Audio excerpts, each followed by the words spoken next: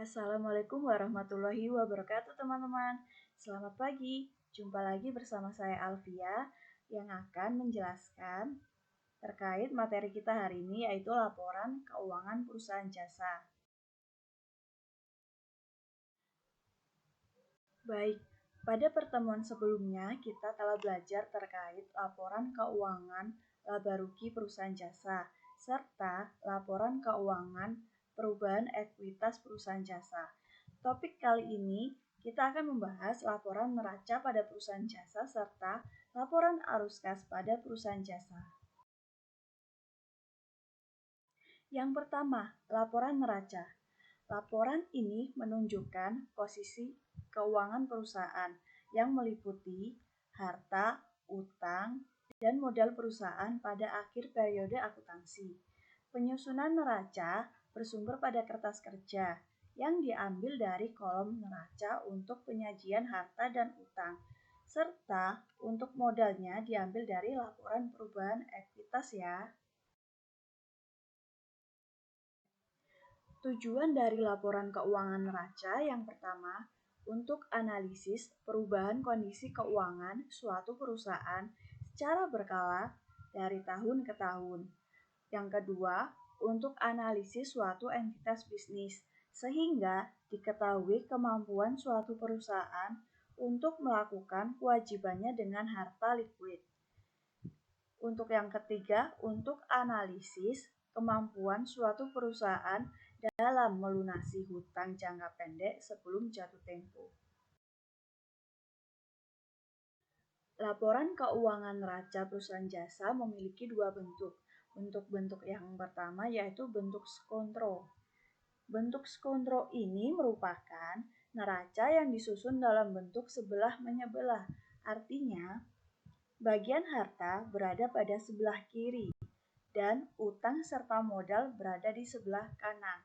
Seperti contoh yang ada pada tabel bahwa salon harum pada laporan neraca per 31 Desember 2020, letak aktiva berada di sebelah kiri, serta letak pasiva berada di sebelah kanan. Untuk mencari kebenaran apakah laporan neraca perusahaan jasa ini sudah benar apa tidak, yaitu dengan cara aktiva sama dengan pasiva, nominal akhirnya harus sama. Bentuk neraca yang kedua yaitu bentuk stafel. Bentuk stafel ini neraca yang menempatkan bagian kewajiban dan modal pemilik di bawah bagian aktiva, seperti contoh di tabel salon harum neraca per 31 Desember 2020. Letak aktiva berada pada atas sendiri, lalu dilanjutkan dengan akun-akun yang termasuk aktiva, di bawahnya terdapat pasiva, dan dilanjutkan dengan akun-akun yang termasuk ke dalam pasiva. Untuk total aktiva ini diharapkan dan diwajibkan harus sama dengan total pasiva. Untuk selanjutnya kita akan mempelajari laporan arus kas. Laporan ini merupakan laporan yang menyajikan aliran kas perusahaan dari aktivitas operasi, investasi, dan pendanaan. Jadi pada laporan ini seluruh aliran kas perusahaan maupun itu masuk dan keluar akan dilaporkan ke dalam laporan arus kas. Perusahaan perlu melaporkan informasi tentang peristiwa yang menyebabkan perubahan kas selama periode waktu tertentu dalam laporan arus kas tersebut. Tujuan laporan arus kas ini sendiri untuk memberikan informasi penting atau yang relevan mengenai penerimaan dan pengeluaran kas selama periode akuntansi tertentu yang berguna untuk mengevaluasi pos-pos penyajian dalam laporan keuangan. Fungsi dari laporan arus kas yang pertama, menyediakan informasi tentang kemampuan perusahaan untuk menghasilkan kas dari kegiatan operasionalnya. Yang kedua, mempertahankan dan meningkatkan kapasitas operasi. Yang ketiga, memenuhi kewajiban keuangan dan membayar dividen. Penyajian laporan arus kas menggunakan dua metode. Metode yang pertama, metode langsung. Laporan arus kas disusun dari buku besar kas yang pencatatan setiap transaksi kas harus digolongkan ke dalam 3 jenis kegiatan yang telah disebutkan tadi. Metode yang kedua, metode tidak langsung. Laporan arus kas yang disusun dari laporan neraca dan laporan laba rugi. Tidak diperlukan penggolongan pada setiap aktivitas kas seperti metode langsung.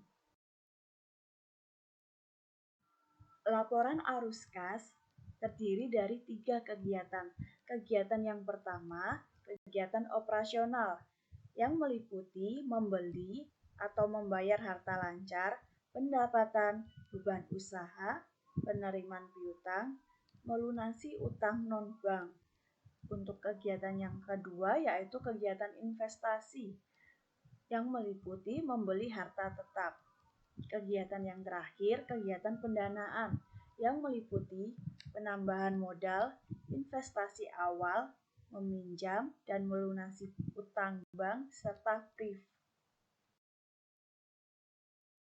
Penyusunan laporan arus kas metode langsung. Perlu diingat bahwa metode langsung ini dilakukan atau disusun dari buku besar akun kas, yang dimana dari buku besar akun kas tersebut akan diidentifikasikan ke dalam 3 jenis kegiatan, seperti tabel yang sudah ditunjukkan, merupakan format dari laporan arus kas. Nama perusahaan, laporan arus kas per periode akuntansi tertentu. Yang atas sendiri terdapat arus kas dari aktivitas operasi. Yang pertama diikuti dengan penerimaan kas dari pelanggan.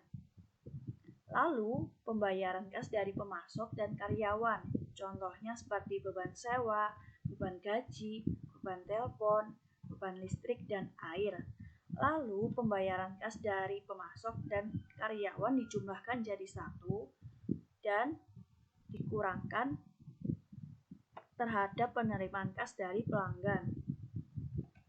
Untuk selanjutnya, kas yang dihasilkan dari aktivitas operasi yang diperoleh dari penjumlahan tadi ditambahkan dengan pembayaran bunga ditambah pembayaran pajak penghasilan, yang nantinya akan diperoleh arus kas bersih yang dihasilkan dari aktivitas operasi.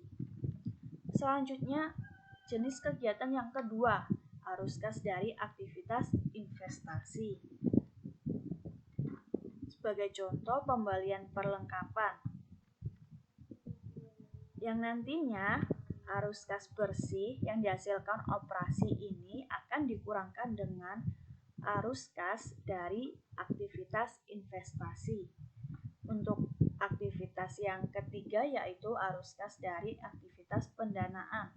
Contohnya seperti investasi awal.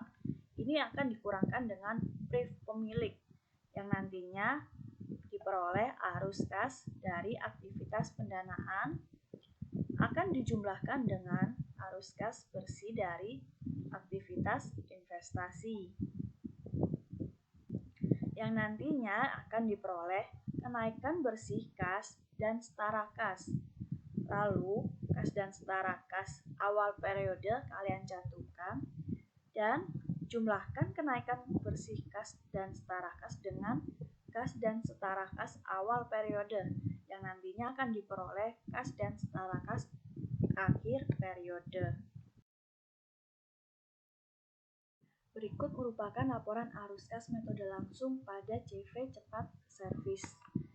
Arus kas dari aktivitas operasi diikuti dengan penerimaan kas dari pelanggan senilai 12.500.000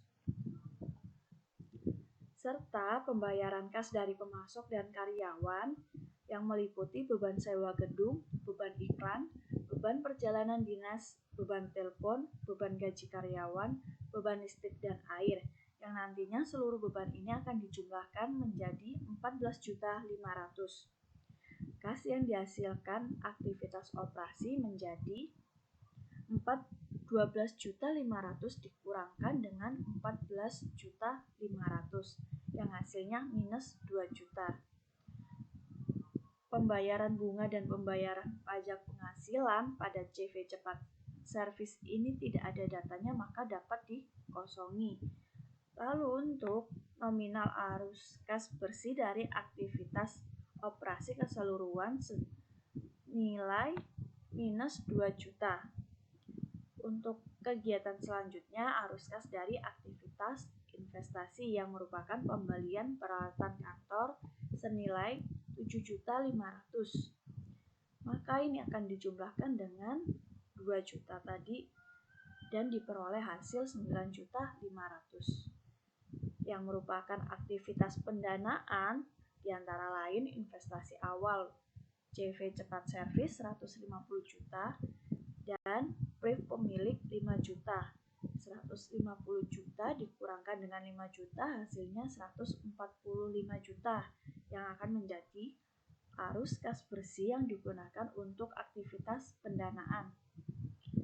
Untuk kenaikan bersih kas dan setara kas ini diperoleh dari hasil penjumlahan minus 9.500.000 ditambah dengan 145 juta yang hasilnya 135.500.000.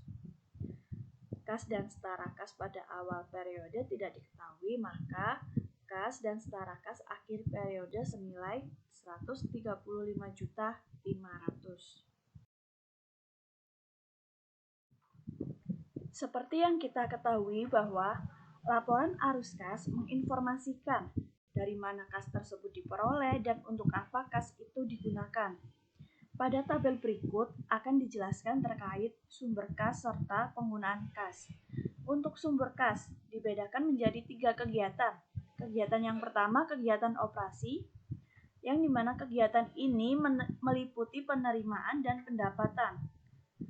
Untuk kegiatan investasinya meliputi penerimaan dan penjualan aset non-lancar. Teruntuk pendanaannya, penerimaan dan penerbitan surat pertanggungjawaban dan utang. Untuk penggunaan kasnya, kegiatan operasionalnya meliputi pembayaran untuk beban-beban. Sedangkan investasi meliputi pembayaran untuk memperoleh aset non-lancar. Teruntuk pendanaan, pembayaran untuk penerbitan surat berharga dan utang. Penyusunan laporan arus kas metode tidak langsung. Langkah yang pertama, menyusun daftar perubahan pos-pos neraca dengan membandingkan data 2 neraca. Seperti tabel yang ada pada slide ini terdapat 2 neraca. Yang pertama pada periode 1 Desember 2020 dan yang kedua periode 31 Desember 2020. Langkah yang kedua yaitu mengelompokkan tiap perubahan pos neraca dalam kelompok sumber dan penggunaan kas. Adapun perubahan pos-pos neraca yang diperbandingkan, yang merupakan sumber kas yang pertama, berkurangnya aktiva lancar selain kas. Yang kedua, berkurangnya aktiva tetap bruto atau harga perolehan karena ada penjualan aktiva tetap. Yang ketiga, bertambahnya akumulasi penyusutan aktiva tetap. Yang keempat, bertambahnya segala jenis hutang. Yang kelima, bertambahnya ekuitas. Sedangkan untuk pos-pos neraca yang merupakan penggunaan kas, yang pertama, bertambahnya aktiva lain selain kas.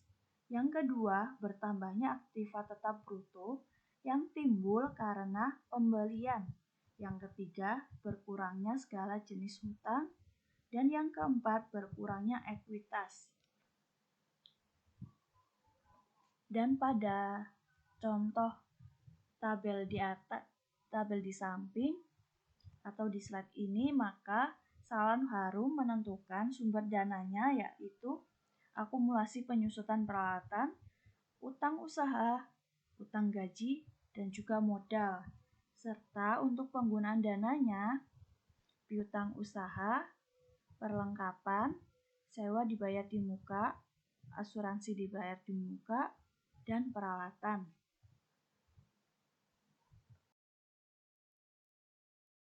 Untuk selanjutnya kita akan membuat laporan arus kas. Seperti tabel yang sudah dicontohkan dalam slide ini, Salon Harum, laporan arus kas untuk periode berakhir 31 Desember 2020, sumber kas berasal dari hasil usaha selama Desember 2020, yang merupakan hasil usahanya berupa laba sebesar 7 juta, ditambah dengan sumber dana yang sudah kita kerjakan di sebelumnya. Bertambahnya akumulasi penyusutan peralatan senilai 400.000, bertambahnya utang usaha senilai 12 juta, bertambahnya utang gaji senilai 2 juta. Lalu dijumlahkan, terdapat jumlah 14.400. 14.400 ini ditambahkan dengan laba bersih 7 juta. Maka hasilnya 21.400. Hasil ini akan dikurangkan dengan penggunaan dana yang sudah kita identifikasikan sebelumnya. Apa saja penggunaan dana tersebut? Penggunaan dana meliputi bertambahnya piutang usaha, bertambahnya perlengkapan, bertambahnya sewa dibayar di muka, bertambahnya asuransi dibayar di muka senilai 3.500.000, untuk perlengkapannya 6 juta, untuk sewa dibayar di mukanya 5.500.000, serta asuransi dibayar di muka 400. Lalu ini dijumlahkan, hasilnya 15 juta minus 15.400. Kenapa minus? Karena ini akan dikurangkan dengan hasil laba bersih yang sudah ditambahkan sumber dana lalu dikurangkan dengan penggunaan dana. Untuk hasilnya sebesar 6 juta. 6 juta ini akan dikurangkan dengan penarikan modal pemilik atau bisa disebut PRIF senilai 2 juta. Hasilnya 4 juta. Penggunaan dana untuk pembelian peralatan senilai 20 juta. Maka arus kas yang terjadi pada Salon Harum mengalami penurunan kas senilai 16 juta rupiah. Sekian penjelasan materi dari saya. Apabila ada yang masih ingin ditanyakan dan belum dipahami, silakan komentar di kolom komentar ya. Terima kasih.